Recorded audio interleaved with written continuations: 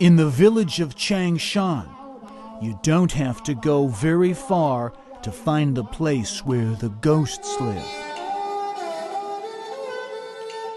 At the monastery, the monks can show you the hillside where some of the bodies are buried, and the door to the room where Japanese soldiers took some of the people to dissect them.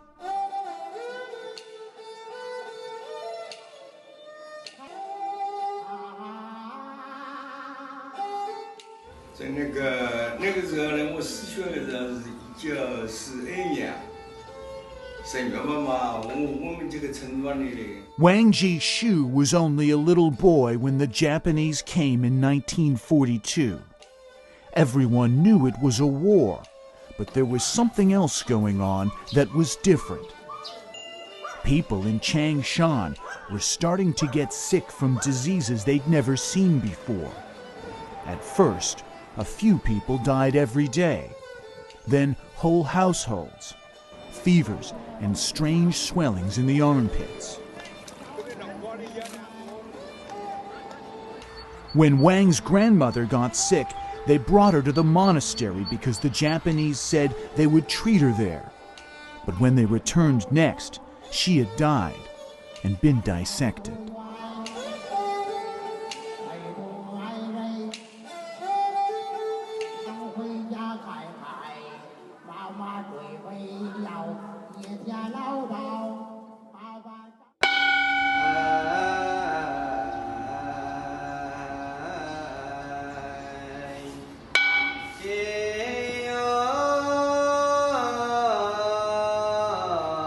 Like the monk's world of the unseen, a lot of what happened in Changshan lives only in memories now.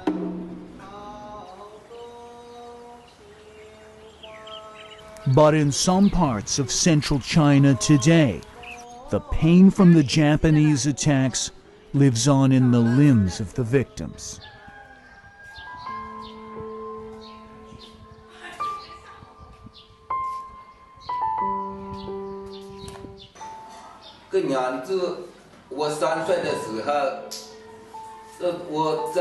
You can find them scattered throughout the rural villages of central China. The few who are still alive were small children when the Japanese came in the 1940s. They say they were exposed to something that was sprayed in the fields. The infections left wounds that never healed.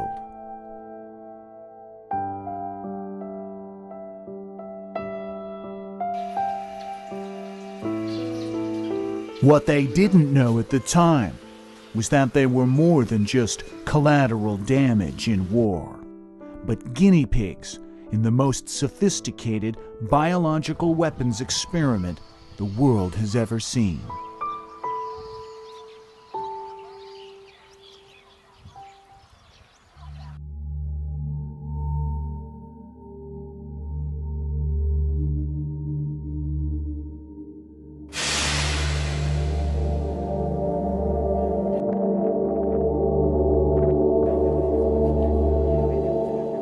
The ruins of a place built for an evil purpose. We know a lot about other facilities in different countries, but most people outside of China have never heard of Pingfang. Unit 731 was not well known.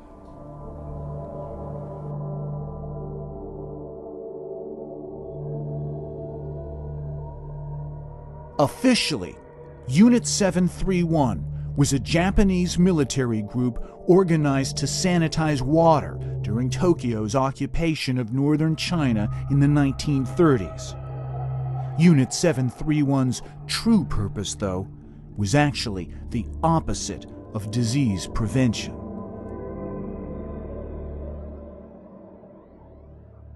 Unit 731 was the Japanese-style Auchwitz.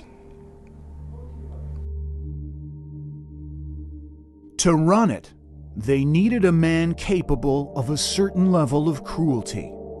And Japan had the right man, an ambitious young military doctor from a good family named Shiro Ishii.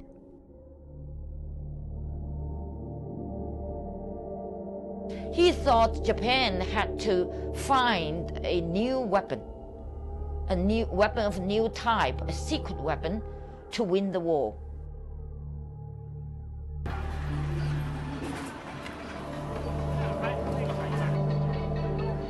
They had the perfect leader, and they soon found the perfect location in the northeastern city of Harbin.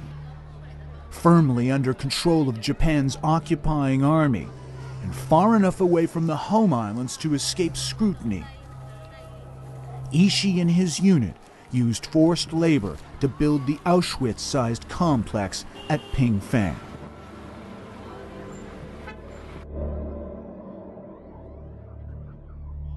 Ishishiro was a medical doctor.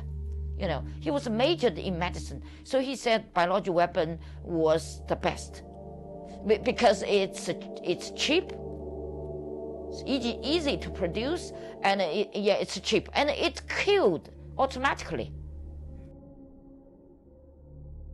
Ishii and his men were interested in a long list of deadly diseases. They wanted to know which ones were most effective, how they could be controlled, and how they could be delivered.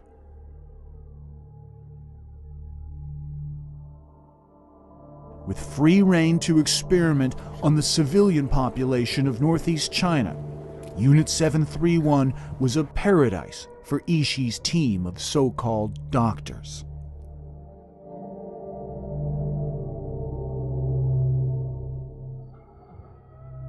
The total number of people murdered just at Pingfang may never be known. The records that exist show at least 10,000 were killed, subjected to some of the cruelest experiments ever known, infected with deadly diseases and then dissected, sometimes while they were still alive. They were given no more dignity than lab rats.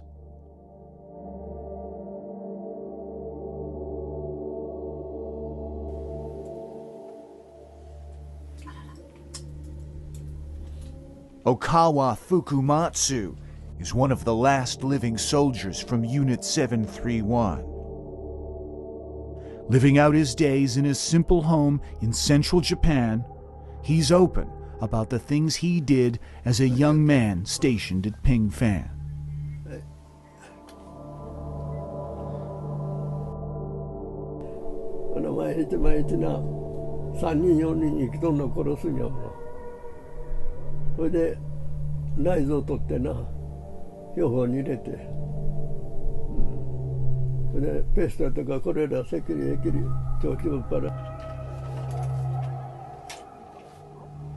Fukumatsu remembers testing 5 different diseases on people, injecting them with the pathogen, and then removing their organs later for study, often while they were still alive.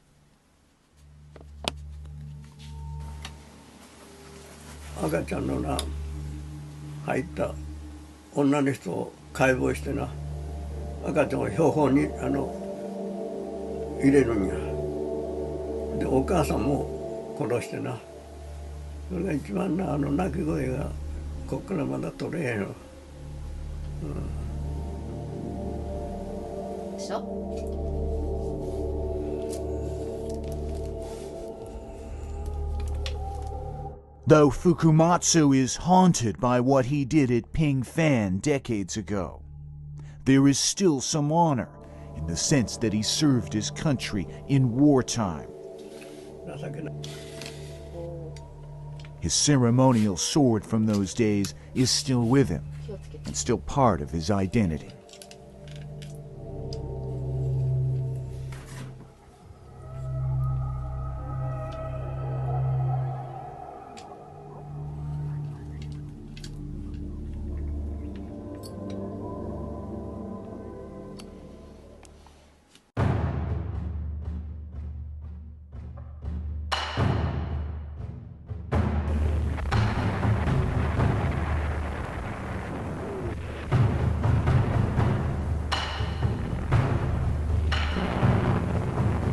Japan's bombardment of Shanghai and central China during the Second World War.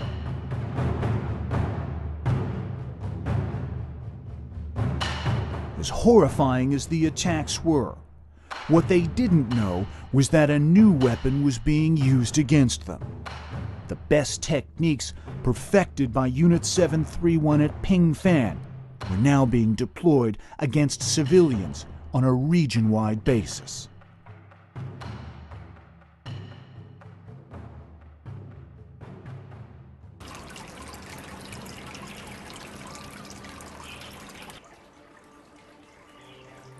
Wang Xuan's ancestral village is Changshan. She spent decades researching Unit 731 and the plague epidemic that happened in Changshan during the war. So 1/3 of the people died of plague in the village. The local people didn't know anything about plague. There's no plague in written history. For over 1,000 years, there has been no plague. Wang's research turned up records that the Japanese military dropped 8 kilos of plague-infected fleas. It was one of the most effective weapons developed by Unit 731, and the Japanese were eager to know about the results.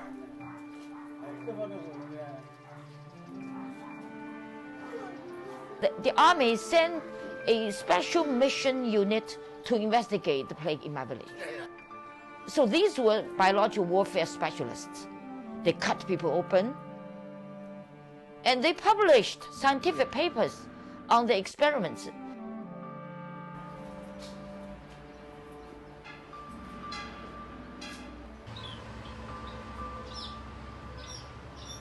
While the dissection rooms at the Changshan Monastery serve as a reminder of the plague attacks, much less is known about the hideous disfigurements that still afflict people in the area, what's come to be known in China simply as rotten leg syndrome.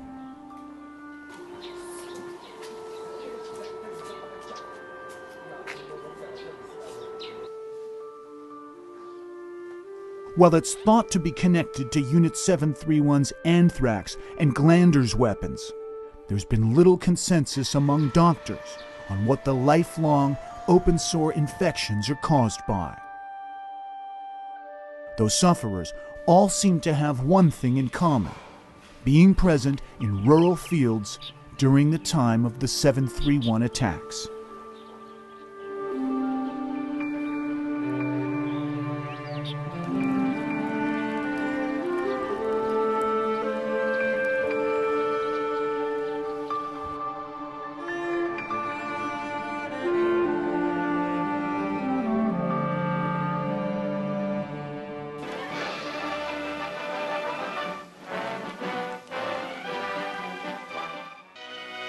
Battleship Missouri, 53,000-ton flagship of Admiral Halsey's Third Fleet, becomes the scene of an unforgettable ceremony marking the complete and formal surrender of Japan. We are gathered here, representatives of the major warring powers, to conclude a solemn agreement whereby peace may be restored.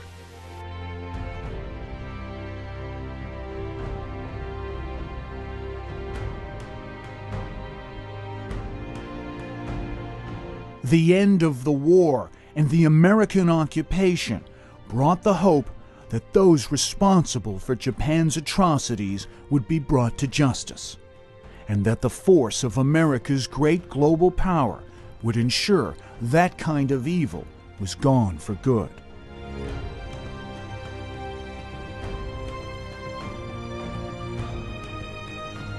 While the Allied powers pursued that course in post-war Europe, it soon became clear that things were going to be different in Asia.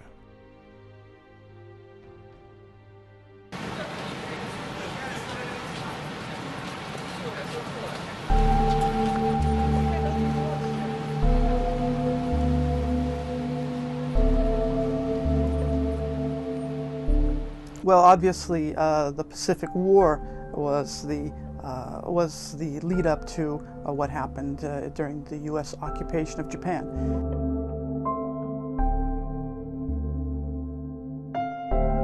Michael Penn is an American journalist who's been based in Tokyo for years. The American public and the American military and the American government, they had a very clear priority when they began the occupation of Japan, and that is they wanted to make sure that what just happened in the Pacific War would never and could never happen again.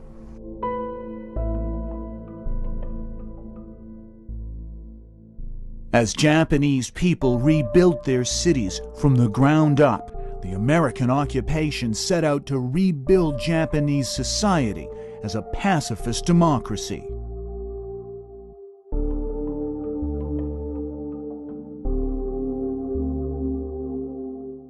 Suspected war criminals were brought to justice at the Asian counterpart to Europe's Nuremberg, the Tokyo War Crimes Trial.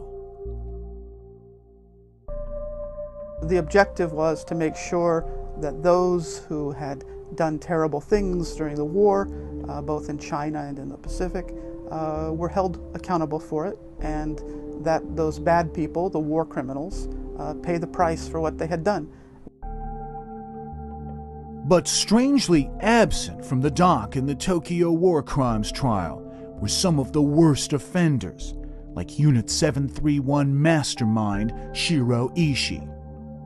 And the incentive to go after those men would change even further when the Americans made a radical change in policy, something that came to be known as reverse course. There began to be critics of the early occupation policy. They said, whoa, whoa, whoa, wait a second, what are we doing here? These young New Dealers who are writing pacifism into the Japanese Constitution and who are starting to try to revitalize the Japanese economy through measures that look a lot like socialism, they began to get alarmed that Japan would be moving in a direction which was closer to the Soviet Union than it would be to the United States. While at the time, reverse course appeared as a predictable response to the rising tensions of the Cold War, one consequence was that the masterminds of Unit 731 were allowed to quietly return to their homes and not face prosecution, but with one important catch.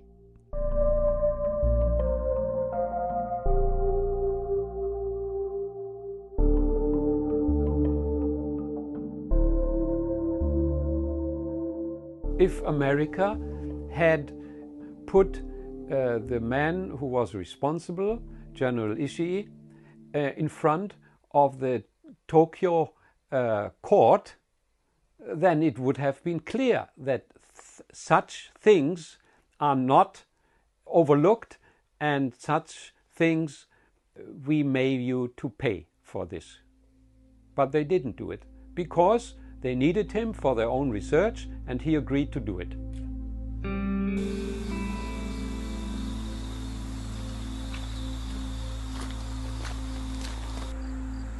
Uwe Richter is a German who has spent his career living and working in Japan as a university professor. He says the differences between Germany's post-war story and Japan's are striking.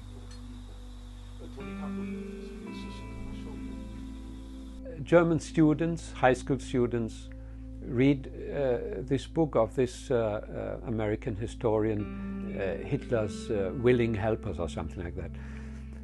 And there's no such book being read, as far as I know, in Japanese high schools. The Japanese young people do not understand why the mass of the Japanese people and young people were willing to go to war.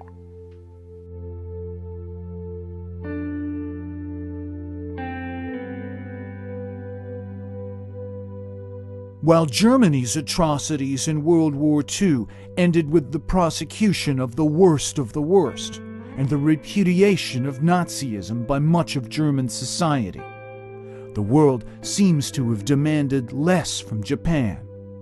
Richter thinks some of that was cultural, but it was also convenient for Tokyo's new rulers. It happened a little bit more in Germany and not so much in Japan.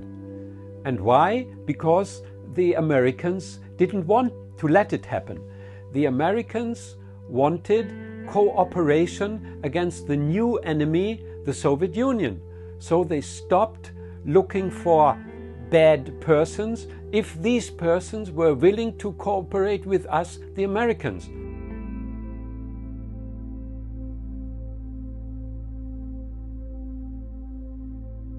As the Cold War became a race to build the world's worst weapons of mass destruction, the American occupiers of Japan soon discovered the remnants of Unit 731 had something to offer them.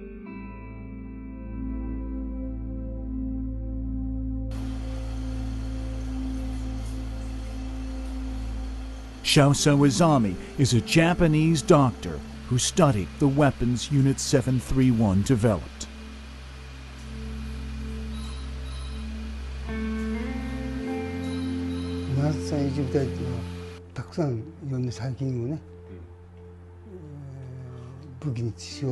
Dr. Izami says of the many terrible bioweapons that Unit 731 developed, they came to focus on anthrax, plague, and glanders.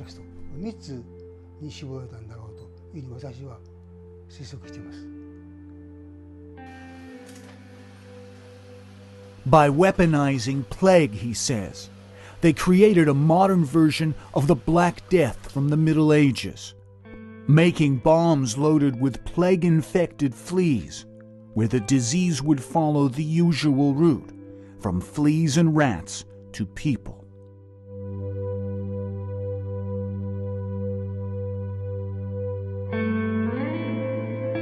Having created the world's most sophisticated bioweapons program and then testing it on those like the people in Changshan, Unit 731's atrocities amounted to rare scientific data that was too tantalizing for Washington to ignore.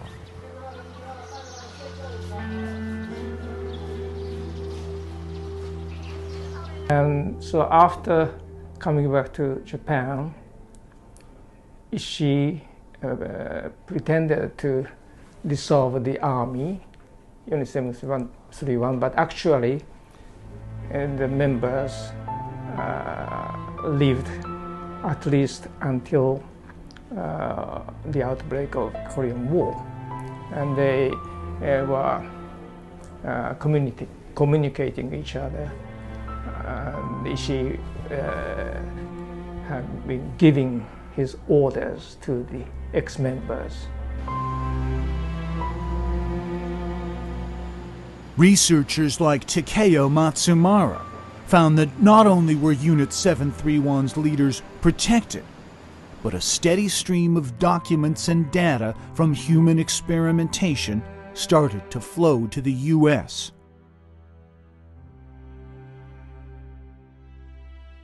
Ishii and other Japanese politicians tried to negotiate with the American commander and the Pentagon, and eventually that negotiation was successful, which means that all the documents, including the human experimentation about the germ affairs, were given to the United States. Instead, all the members, including Ishii of the unit, were immune. So in Tokyo Tribunal, there was no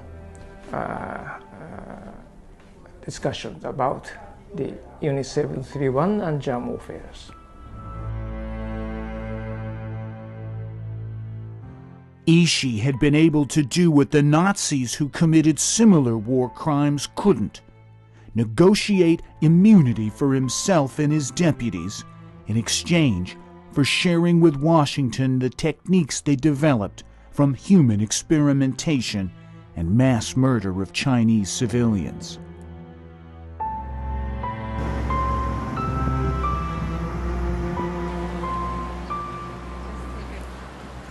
Ishii was left to live out his years at home in this quiet Tokyo neighborhood. After his death from cancer, he was given a dignified memorial at the family plot nearby.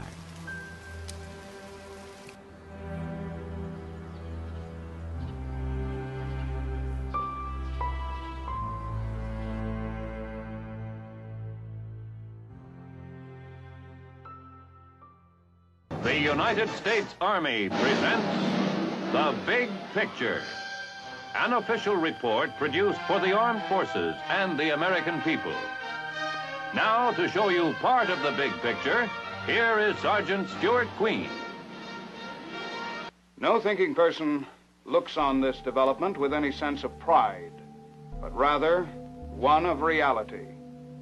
Because today the threat of large-scale chemical, biological, and radiological warfare cannot be ignored. Working up defenses against chemical, biological, and radiological warfare is the responsibility of the Army Chemical Corps.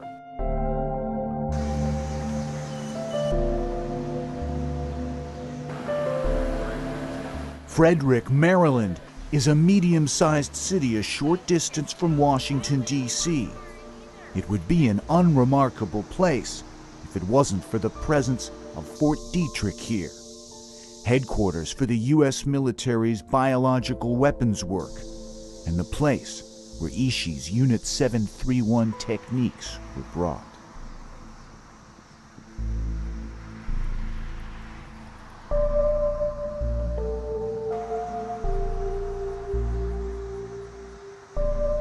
After the war, there were 4 United States investigations about the Unit 731 and germ affairs. Most important report was FEL report. In that report, the human experimentation was very clearly described, and all the germs one by one were described very in detail, surprisingly in detail, because the United States tries to use that information in future. The information the U.S. got was the product of some of the cruelest atrocities committed in the 20th century. Among the hideous experiments done by Unit 731, researchers have found evidence that Chinese prisoners were tied to stakes while bombs laced with plague and anthrax were exploded near them. Other prisoners were forced to drink milk infected with cholera and typhus, while some victims simply had deadly diseases injected directly into their bodies. One account from central China in the early 1940s had Unit 731 giving chocolates filled with anthrax to Chinese children.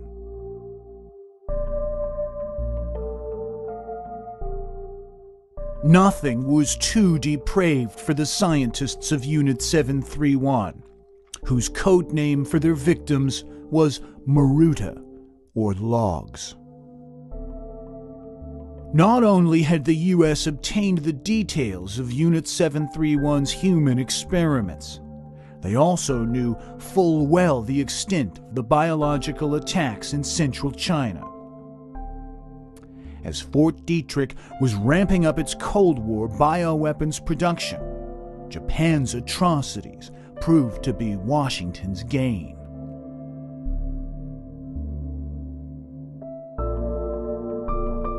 That fact was confirmed in 1947 when Fort Detrick's science chief wrote about the Unit 731 data.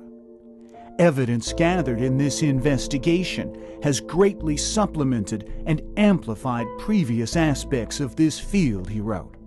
Such information could not be obtained in our own laboratories because of scruples attached to human experimentation.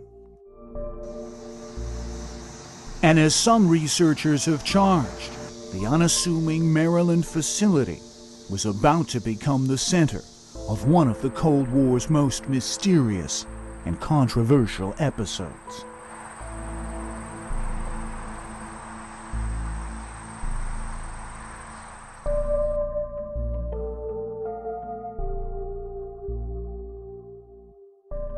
The best defense against biological warfare is the defense that takes place before the germs reach your ship and contaminate everything they touch.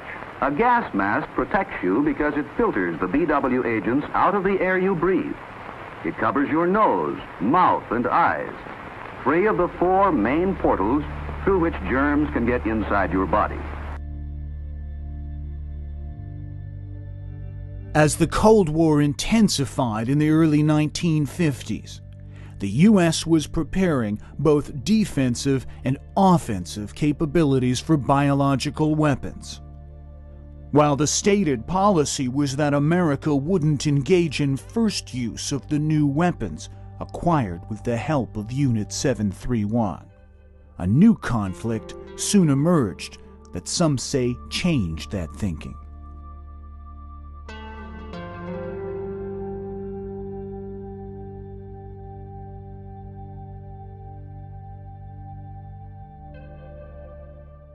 By 28 November, the Chinese Communists have again entered the fighting in far greater force than they did a month previously. This halts the UN general assault and drives UN troops back, especially on the right flank of the Western Line, where South Korean resistance is crumbling.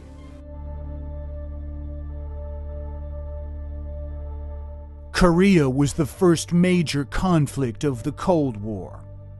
At the outset, the Americans called it a police action, but the entrance of a massive, well-trained Chinese force on the side of the North Korean Communists turned it into a perilous, all-out war.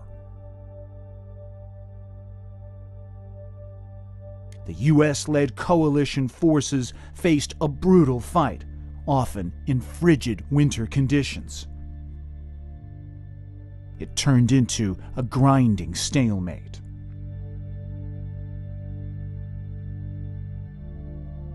Then in early 1952, Chinese and North Korean forces started to report sightings of strange insects on the frozen landscape. Insects not known to the area and certainly not expected at that time of year. Some of the reports said they coincided with flyovers and bombing runs from American aircraft. Those strange events, the Communists said, preceded outbreaks of diseases that were also not previously circulating in the area. Chinese newspapers at the time ran headlines of outbreaks of diseases like plague among communist forces, and evidence they claimed showed the Americans were using airplanes to drop disease-infected insects. The usage of the germ warfare weapons was very much limited. That was only the trial. Declassified U.S. military documents from the war show that at its peak, U.S. generals recognized they were facing a numerically superior enemy that had the potential of forcing UN forces out of Korea.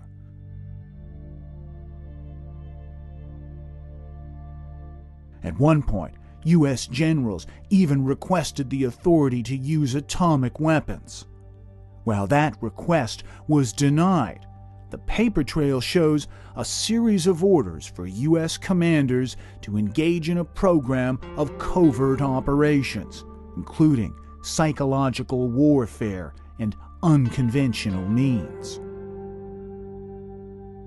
While official U.S. policy had forbidden the use of offensive biological weapons, could a small covert unit have carried out attacks anyway? Researchers like Matsumara think so. At the beginning, I couldn't believe that during the Korean War, the germ warfare was carried on. But I have been researching this topic for the last more than 15 years and found now 90% there was a possibility that the United States used the germ warfare weapons. This is a germ bomb. On exploding, it opens out on a hinge. The main portion has 4 separate compartments. In Korea and northeast China, large quantities of insects were found around these bombs. North Korea and China have never officially backed away from their charges that the U.S. attacked them with biological weapons. China produced a series of documentaries allegedly showing the U.S. bombs and the insects they said were released to spread disease.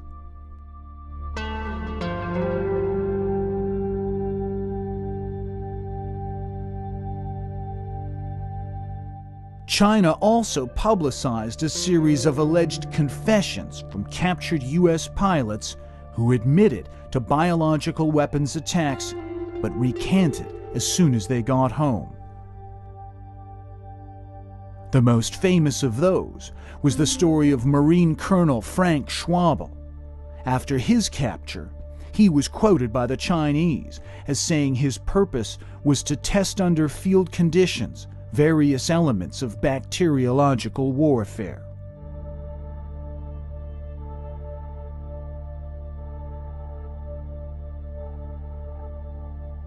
Washington's explanation at the time was that the Americans had been subjected to a new and chilling form of coercion, something they called brainwashing, which was the first time that word was used.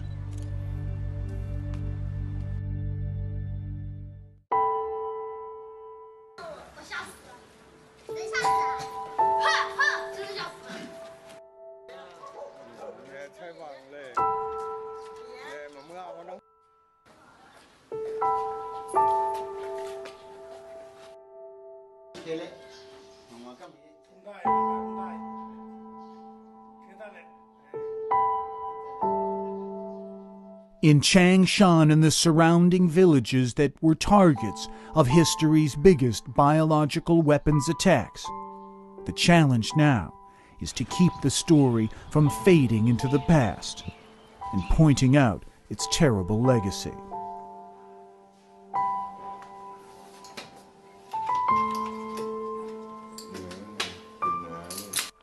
We don't know how much we humans learn from history. We hope we learn, but after a few generations, if you are a pessimist, you might say that we do not learn.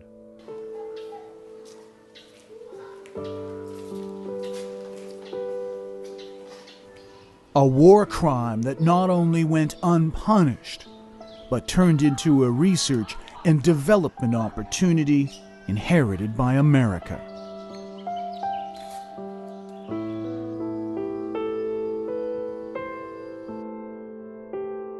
Whether U.S. use of biological weapons in the Korean War is true or not, the suspicion that it happened and its consequences today are understandable given what happened in China. Japanese biological warfare is a remaining war issue. It's a remaining war issue because it's covered up. It has been covered up. How can you do not apologize for a serious crime?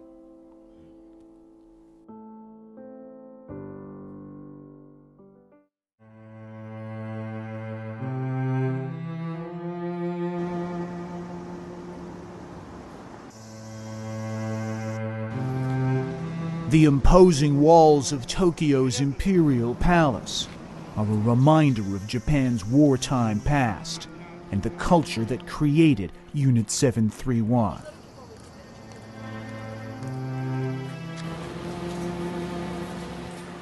While officially the militarism and emperor worship of that time is long past, there are troubling signs of a new refusal to acknowledge those atrocities, let alone apologize for them.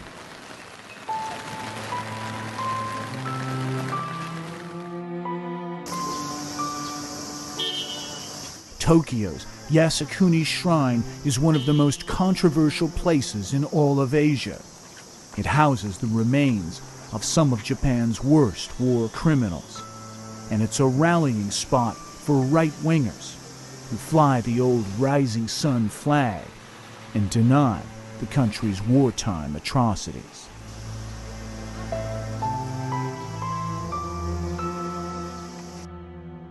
After World War II, Japan was, what shall I say, brainwashed to committed war crime.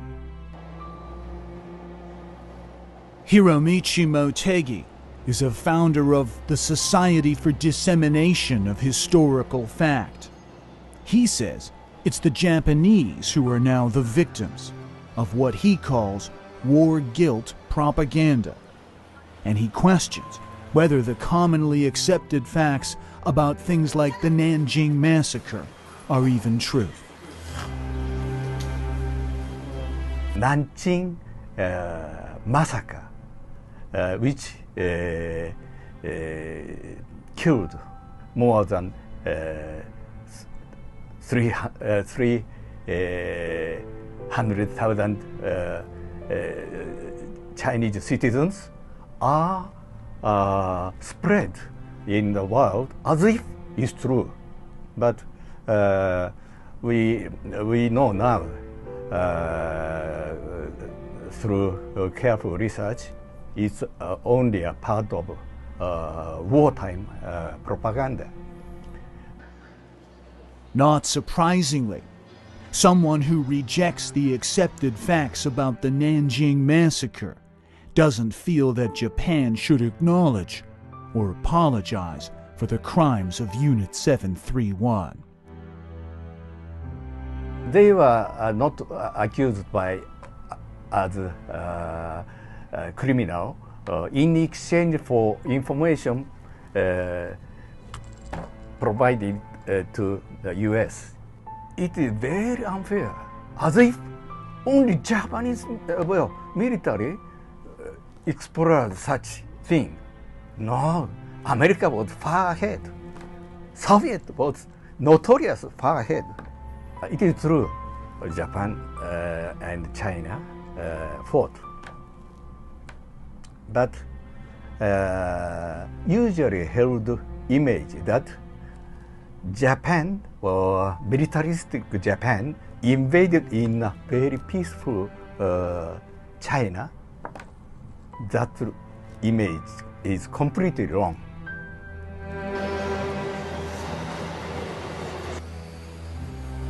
War crimes, cover-up, and denial raise the question of consequences. But what might those be? History doesn't provide clear answers, though peaceful relations in this region have never been more important to the rest of the world. The East Asian world is going to play a much more important part in the world theater than it used to play in the last 60, 70 years.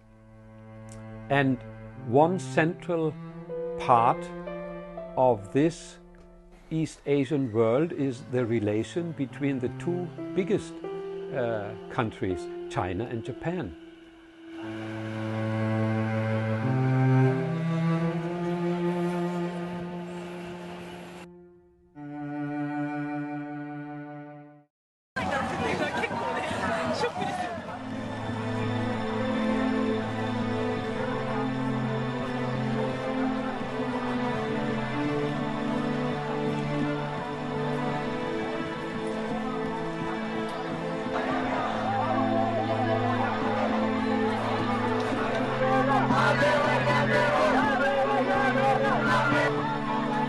there are new hopes for a path toward reconciliation in East Asia. Recent attempts by the Japanese government to change the constitution and allow for a more aggressive military were met with some of the biggest demonstrations in years at the Diet in Tokyo.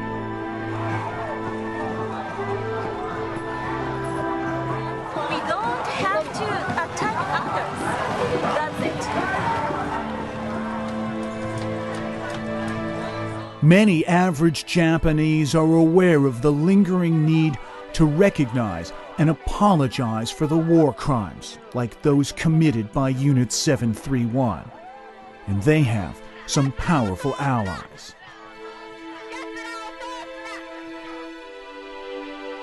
Former Prime Minister Yukio Hatayama sees it simply. Japan should keep apologizing until there are no calls to do so anymore. 731部隊が特に中国の方々に、中国だけではないと思いますが、多くの特に主として外国の方々に大変悲惨なことを行ってしまった、人体実験を行ってしまった。真の勇気がある人間はやはり国が悪いことを行った時にはそのことに対して率直に謝罪をする勇気を持つはずでございます。その勇気が不足しているということが残念ながら今の日本の現実を作ってしまっていると私はそう思っています。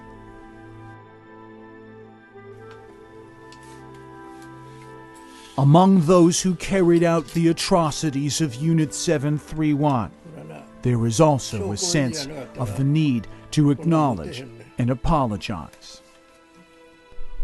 悪魔の法則のようなことをもう忘れようと思って一緒になってる。もうなかなか忘れられへん。中国を見てどうやって詫びるんか。何にも内容も何もせんと、ね、総理やオイルとか。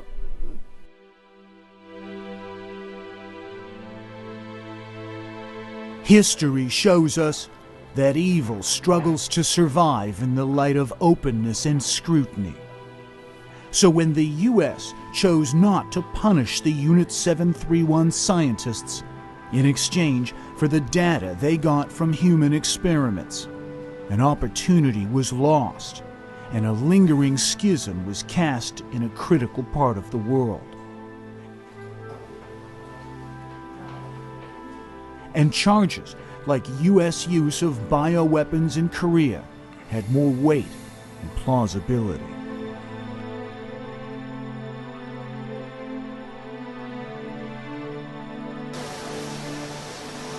If the U.S. ever fully declassifies the files it got from Unit 731, it's unknown what new horrors might be revealed, and if the techniques developed by Ishii ever made their way to the CIA.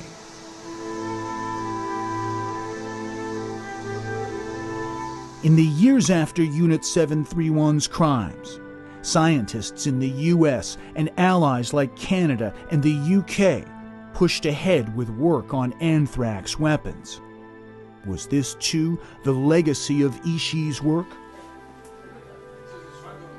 While governments continue to conceal their connection and hope the world will soon forget, in central China today, the story of Unit 731 lives on in the minds and bodies of its victims, and in their hopes that the world will not forget about them.